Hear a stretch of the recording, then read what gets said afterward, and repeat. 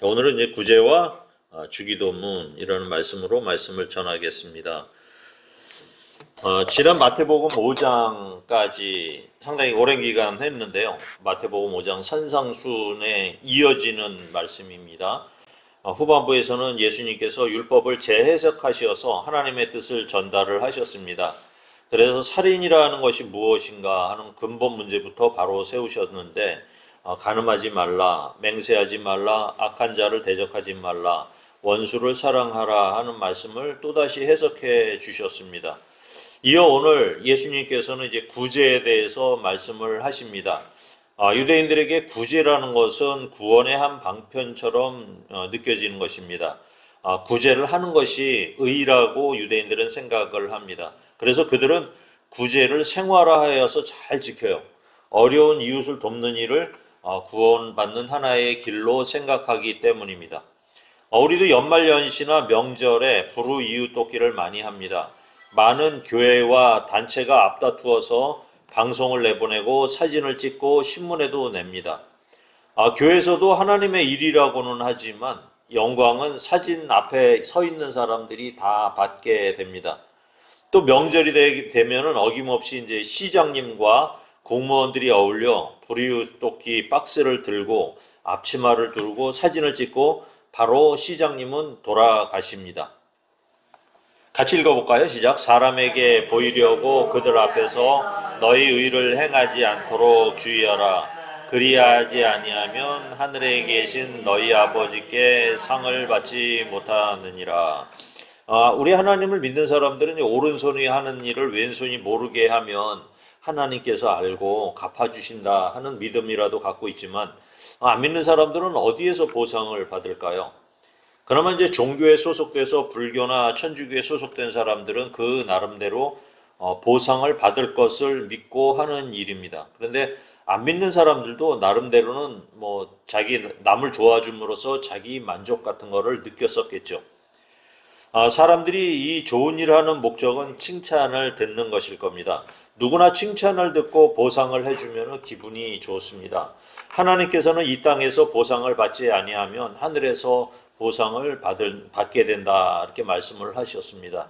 또 이 땅에서 보상을 받았다면 하늘나라에서는 보상을 받지 못할 것이다 이렇게 얘기를 하고 있어요. 2절입니다. 그러므로 구제할 때에 외식하는 자가 사람에게서 영광을 받으려고 회당과 거리에서 하는 것 같이 너희 앞에 나팔을 불지 말라. 진실로 너희에게 이르노니 그들은 자기 상을 이미 받았느니라. 그래서 우리가 이제 불의유 돕기를 할 때, 구제를 할 때 꼭 지켜야 할 마음이 있습니다. 내가 도와준다는 생각을 버리라는 것입니다. 누군가에게 구제를 베풀 때 이것은 원래 당신의 것이었습니다 라는 마음을 가져야 합니다. 살아가면서 하나님께서는 누구에게나 다 똑같은 것을 주시지는 않아요. 어떤 사람은 돈을 많이 버는 사람이 있고요. 어떤 사람은 공부를 잘해서 시험을 잘 보는 사람이 있고요. 어떤 사람은 인간관계가 좋아서 서비스 업종에서 성공하는 사람 등 다양하게 은사가 나타납니다. 그러니까 돈을 아무리 벌고 싶어도 벌지 못하는 사람도 있어요. 그래 어떤 사람은 넘어졌는데 넘어진 자리에 돈이 보여요. 근데 돈다발에 넘어져도 돈이 하나도 안 보이는 사람도 있습니다. 어느 회장님은 기사가 사고를 내면은 이제 자기 운전기사가 사고를 내면서 차의 외관이 이제 찍히거나 이렇게 하면은 막 엄청나게 야단을 쳐요. 근데 어느 날 휴일날 자기가 차를 몰고 나가는데 후진을 하다가 범퍼를 갖다가 쾅 들이받아 버린 거예요. 타가 덜렁덜렁. 이놈의 차는 또 회장님이 타는 차는 고급이라서 범퍼만 해도 뭐 500만 원, 1000만 원 그냥 훅 가버려요. 거기다가 이제 외제차는 공장에다가 넣고 한참 기다려야 수리가 완료가 됩니다. 그런데 웬걸 차를 끌고 나오는데 뒤에서 누가 쾅 박아버린 거예요. 뒤에 덜렁거리는 범퍼를. 그래가지고 돈 한 푼 안 들이고 차를 고쳤다고 또 와서 자랑을 하는 겁니다. 저는 이런 말을 들으면서 야 이게 돈이 따르는 사람이 이렇게 돈을 버는구나. 그렇게 생각이 많이 들었어요. 그래서 하나님께서는 부자가 가난한 사람을 돌보라고 말씀을 하신 거예요. 그런데 가난한 사람을 돌볼 때, 구제해 줄 때 생색을 내거나 내 것을 준다고 절대 하지 말라는 것입니다. 이게 원래 당신 것이었는데 하나님께서는 공평하게 다 나눠 주었어야 되는데 하나님께서 이것을 나에게 더 주셔서 당신에게 남들에게 주라고 하셨다. 이렇게 생각을 하라는 겁니다. 그래야지 도움을 받는 사람들이 위축되지도 않고요. 기꺼이 당신을 향해서 복을 빌게 된다는 것입니다. 복은 어떻게 받는지 아십니까? 복은 내가 복을 받는 것이 아니고요. 상대방이 나에게 복을 빌어줘야 복을 받게 되는 것입니다. 하나님께서 아브라함에게 하신 말씀이 있었어요. 아브라함에게 내가 너를 복의 근원이 되게 하는데 어떻게 복을 주느냐 하면은 아브라함에게 복을 비는 사람에게 내가 복을 줄 것이다라는 거예요. 그래서 아브라함에게 저주를 하는 사람을 내가 저주할 것이다. 이렇게 말을 하셨어요. 그러니까 우리도 내 옆에 있는 사람들한테 복을 빌면 그 복이 내게 온다는 것입니다. 그러니까 이웃을 향해서 저주를 하거나 미워하면 그 저주가 미움이 나에게 닥친다는 것입니다. 특히 그러니까 우리 성도들 간에는 또 주의 종에게 비는 복은 누구한테 가느냐 하면 성도님들 자신에게 직접적으로 간다는 사실을 아셔야 됩니다. 그래서 이제 남을 향해서 자꾸 복을 빌어주는 게 내가 복을 받는 그 길이다. 이렇게 성경은 이야기를 하고 있습니다.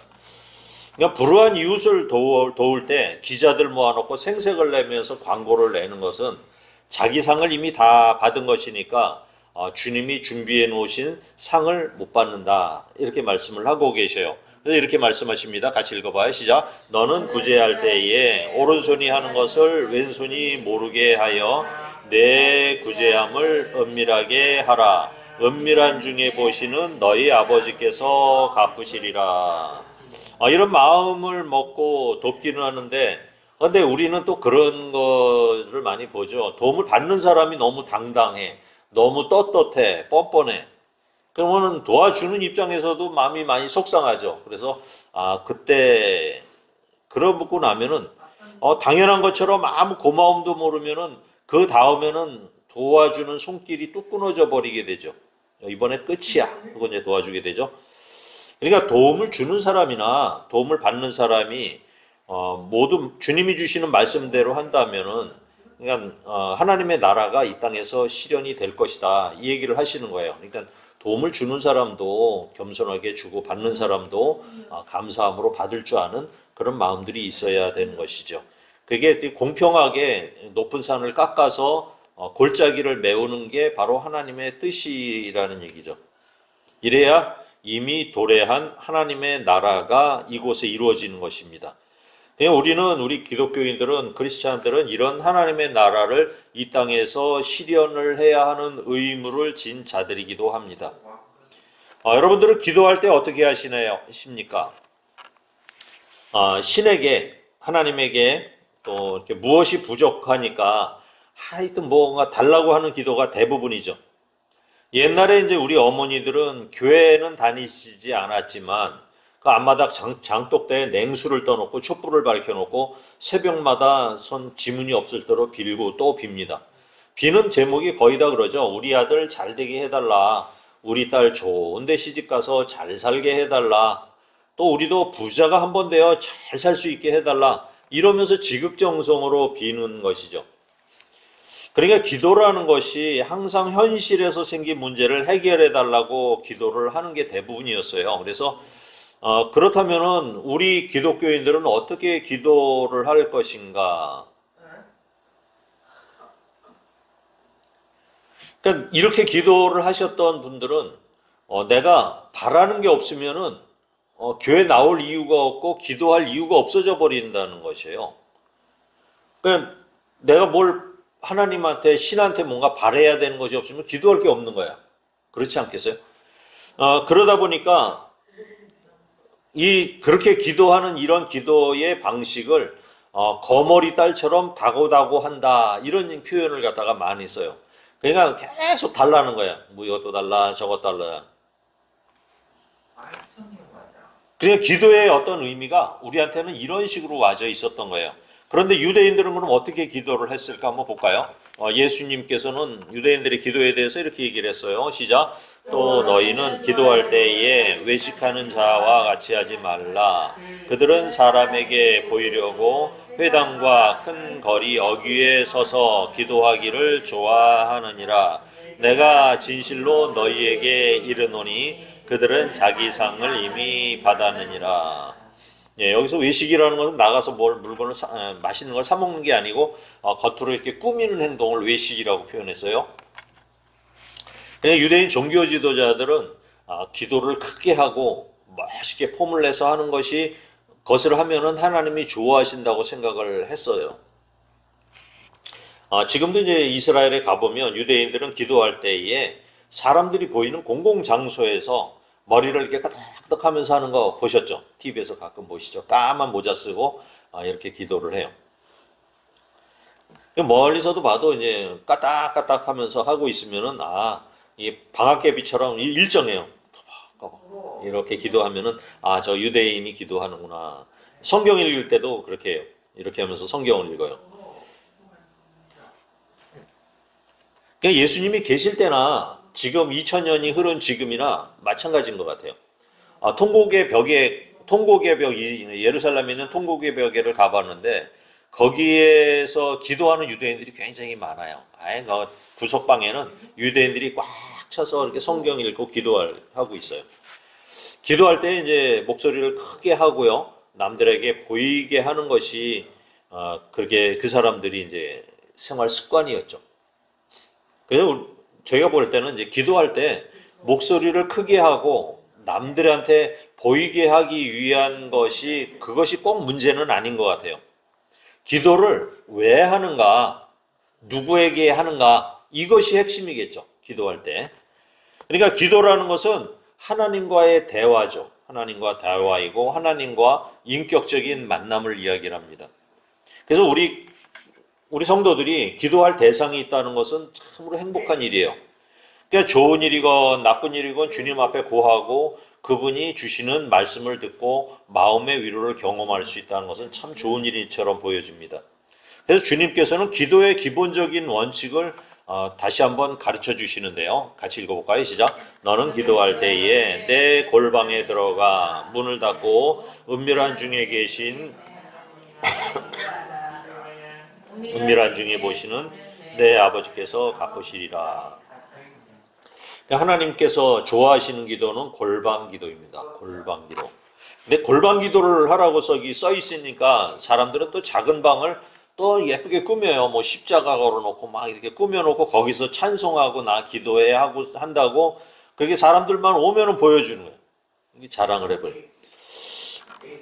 이 골방 기도는 골방에서 하라는 말이 아니고 은밀하게 하나님과 만남을 가지라는 얘기예요.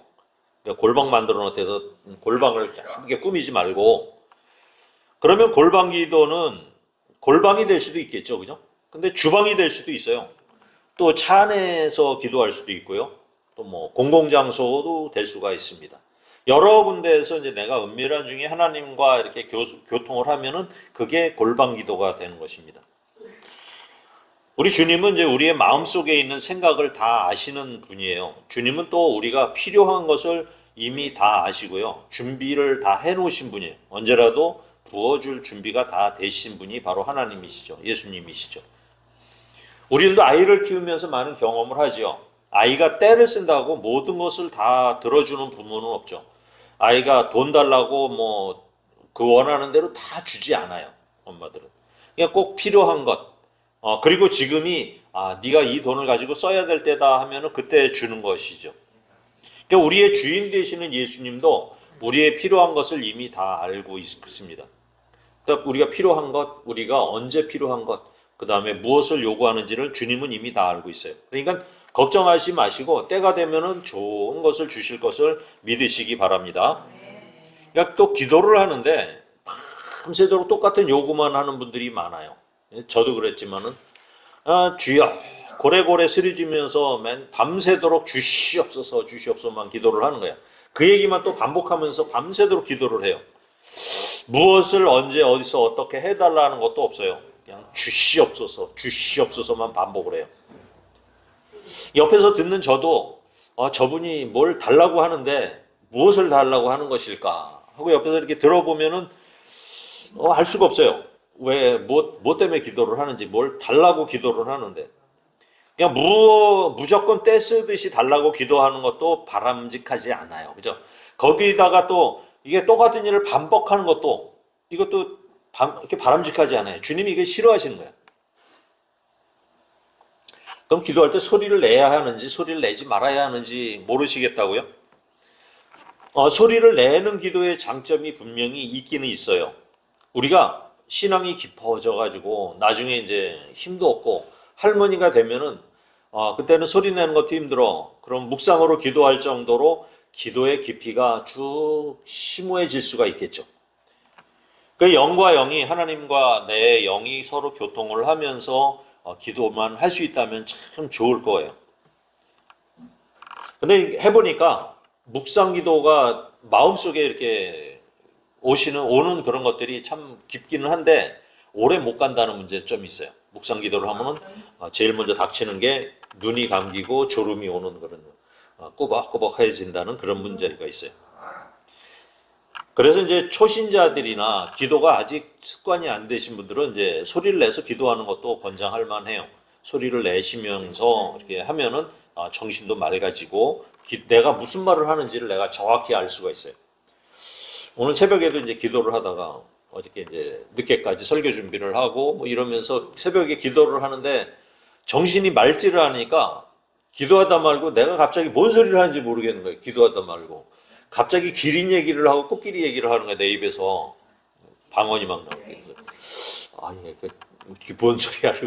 내가 멈춰버린 게 기도를. 그러니까 그래서 저는 이제 비몽사몽간에 기도하지 말자. 맨정신에 기도하자. 가장 깔끔한 시간에 기도하자. 그렇게 기도를 하는 게 맞다. 그래서 저는 성도님들한테도 그 시간대에 새벽이 맑으신 분은 새벽에 기도하시고 저녁이 맑으신 분들은 저녁에 기도하시기를 권면합니다. 읽어볼까요? 시작. 또 기도할 때에 이방인과 같이 중언부언하지 말라. 그들은 말을 많이 하여야 들으실 줄 생각하느니라. 예, 중언부언인 기도가 또 예수님께서 이제 거론을 하셨어요. 중언부언. 중언부언은 같은 말을 반복하는 것도 얘기가 되고요. 조금 전에 했던 말인데 또 그걸 갖다가 해요. 그냥 하나님께 기도를 하면 하나님 들어주신다고 했는데 그 얘기를 또 해요. 똑같은 기도를. 근데 자기가 또 무슨 말을 하는지 그 얘기를 왜 여기서 기도해서 하는지를 모르는 것. 그걸 중언부언이라고 얘기를 하죠. 우리도 기도할 때 그런 기도 참 많이 해요. 하나님 아버지 무슨 이게 부연하는 기도만 잔뜩 해요. 그걸 중언부언이라고 그러죠. 그러니까 기도를 유창하게 하고 멋있게 큰 소리로 하면은 사람들 보기는 좋긴 한데 주님 보시기에는 별로다 이렇게 보시는 거예요. 주님께서는. 그 어떤 분은 또 기도의 분량을 채워야 된대요. 그래서 기도를 하는데 하루에 1시간 반씩을 꼭 기도를 해서 한 달을 채워야지 하나님이 들어주신다, 응답하신다 이렇게 생각하는 분들도 있어요. 이것을 이제 우리나라 말로 고사성어로 얘기하면 지성이면 감천이다 이렇게 얘기를 해요. 근데 주님은 그런 분이 아니에요. 지성이면 감천이 아닙니다. 절대로. 하나님께서는 우리가 노력을 한다고 시간 투자를 한다고 주지 않을 것을 주시는 분도 아니에요. 하나님께서는 우리를 향해서 어떠한 계획을 갖고 계시고 때가 되면은 더 좋은 것으로 주시겠다고 이미 다 계획을 하고 계신 분이에요.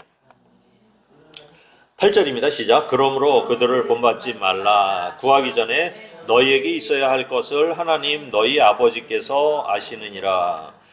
주님은 우리가 무엇을 필요로 하는지 다 알고 계시는 분이에요. 우리가 자식들하고 대화를 할 때가 언제 가장 기쁘시던가요? 우리 아이들하고 내가 앉아서 이야기를 할 때 아이가 와서 미주알, 고주알 오늘 하루 있었던 일을 고할 때가 가장 기쁘고 뿌듯할 겁니다. 물론 남자아이들의 경우는 그런 경우가 거의 없겠지만 또 그런 아들도 있어요. 그러면 또 그런 분의 이제 어머니하고 얘기를 해보면 너무 좋다는 거야. 남자 녀석이 돼가지고 엄마 옆에 와서 찰싹 붙어서 미주알, 고주알 이렇게 다 얘기를 해줄 때 그렇게 대화를 하는 게 부모로서는 가장 좋은 기쁨이고 자식을 키우는 보람이라고 생각이 들어요. 근데 오자마자 이놈이 그냥 무조건 달라고 용돈 달라고 그냥 오자마자 주시옵소서라고 시작을 하는 거야, 아이가. 그 다음에 이제 반찬이 이게 뭐냐, 옷 사게 돈 좀 달라, 옷 사달라 이렇게 하게 되면은 부모 입장에서 아이를 딱 보는 순간에, 아이가 문 열고 들어오는 순간에 마음부터 긴장을 탁 하고 경계를 딱 펼치게 되겠죠. 주님도 이제 우리의 심성과 같이 우리와 대화를, 그런 걸 원하시는 것이죠.